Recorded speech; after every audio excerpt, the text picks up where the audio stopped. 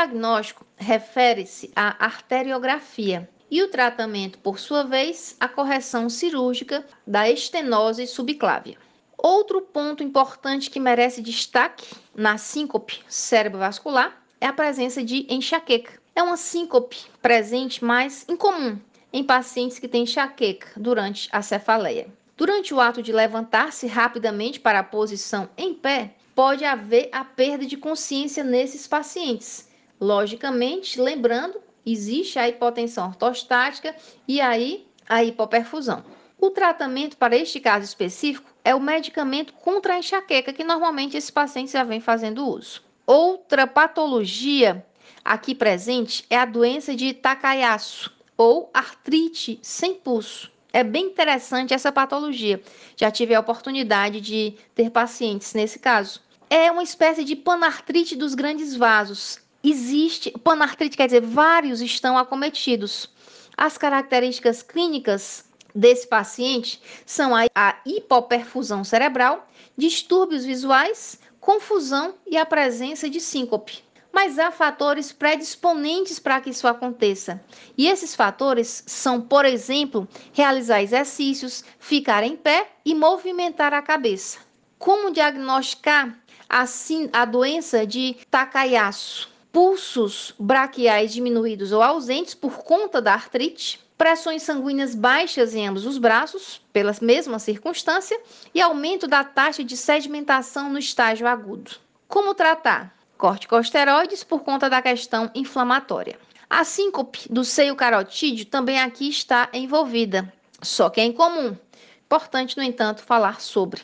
A prevalência de gênero é o masculino e de idade é acima dos 60 anos. Há fármacos predisponentes para este caso, o propanolol, os digitálicos e a metildopa. Como acontece essa circunstância? Normalmente no encéfalo, por alguns fatores predisponentes, como um colarinho apertado, a massa cervical, linfonodos cervicais aumentados em tamanho ou a presença de tumor. Tudo isso aumenta a pressão no encéfalo, podendo levar então à hipoperfusão. Há uma estimulação vagal nesses casos, há uma inibição dos nódulos cardíacos, sinoatrial e atrioventricular, e uma diminuição do tônus vascular simpático. As características clínicas, neste caso, são a bradicardia e a hipotensão sistêmica. Outra circunstância importante que deve ser levada em conta é a presença da hipotensão ortostática, que prevalece quanto ao gênero nos homens e na idade na sexta a sétima década de vida, 60, 70 anos, mas também pode vir a acometer adolescentes.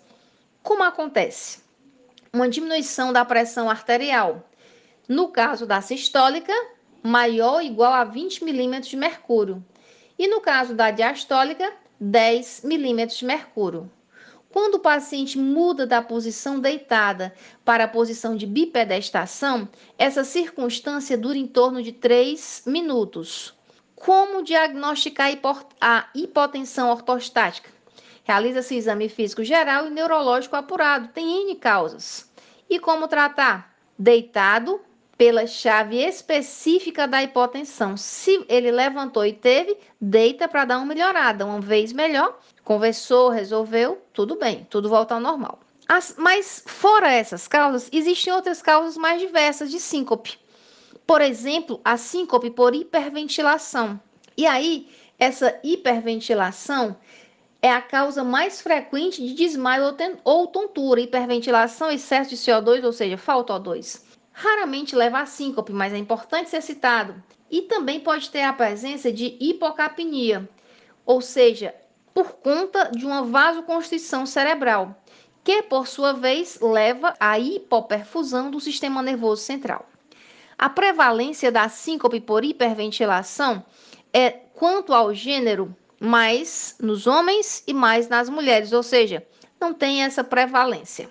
Em torno dos 20 aos 40 anos de idade. Os sintomas mais comuns resultantes da presença de hipercapnia, lembrando, hipercapnia e excesso de CO2, são tonturas, respiração curta e ofegante, adormecimento perioral, formigamentos, espasmos musculares e posição deitada. A síncope por tosse tem prevalência quanto ao gênero, mais nos homens, e quanto à idade, em torno da meia-idade, mas também pode ocorrer em crianças. Há a presença de doença pulmonar obstrutiva crônica, uma tosse precedente à inconsciência, mas é uma tosse breve. Paciente que está em posição supina pode ter essa síncope pela tosse. Posição supina é essa, só para você lembrar melhor. Os sintomas prodrômicos estão ausentes, aqueles que antecedem a crise, e as possíveis causas são a redução do fluxo sanguíneo cerebral, o aumento da pressão intracraniana, a transmissão de maior pressão intratorácica para o compartimento intracraniano, que no líquido céfalo-espinhal mostra as conexões venosas. É benigna e não há, para este caso, tratamento específico. Outras causas diversas de síncope, temos a síncope miccional. A prevalência da miccional, quanto ao gênero, é masculino quase que exclusivamente. Por quê? Porque decorre da posição em pé para urinar, como nos homens. São episódios imediatamente antes, durante ou após a micção. A maior probabilidade é à noite, porque o paciente passa um longo período deitado e aí tem a bradicardia vagal induzida. Ao urinar na posição sentada, os sintomas são eliminados. Outra circunstância importante é a neuralgia glossofaríngea. É rara, mas pode ser causada por dor. E essa dor é de contato ou movimento dos pilares tonsilares.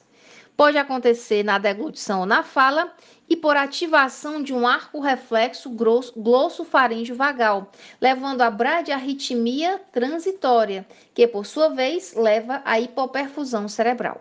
As características clínicas da neuralgia glossofaríngea são a dor, e essa dor pode ser do tipo intermitente, agoniante ou paroxística, e a localização dessa dor pode ser no pilar tonsilar. Aqui dá para ver a tonsila faríngea, a tonsila palatina e a tonsila lingual. Então, no pilarzinho. Ou no meato auditivo externo, mais ocasionalmente. E o tratamento para esta circunstância? Carbamazepina. Da neuralgia glossofaríngea, a gente passa para a síncope psicogênica. E esta síncope é um diagnóstico de exclusão em relação às demais outras patologias que podem vir a levar o paciente a ter a síncope. A prevalência é em jovens até a terceira década de vida. As características sugestivas são falta de qualquer pródromo, possível benefício secundário, posturas e movimentos bizarros, a palidez está ausente e há um período prolongado de aparente falta de responsividade. Você chama, o paciente não atende.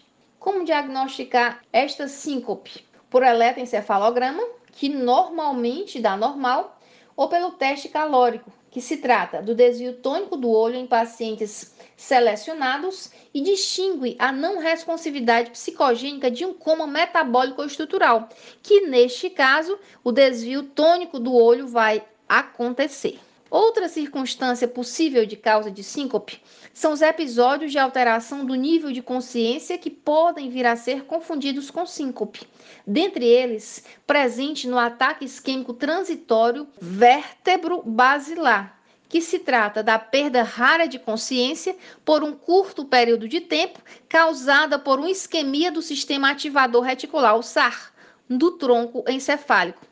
As manifestações neurológicas focais, neste caso, são a disartria, diplopia, disfagia, hemianopsia, ataxia, fraqueza muscular unilateral e dormência.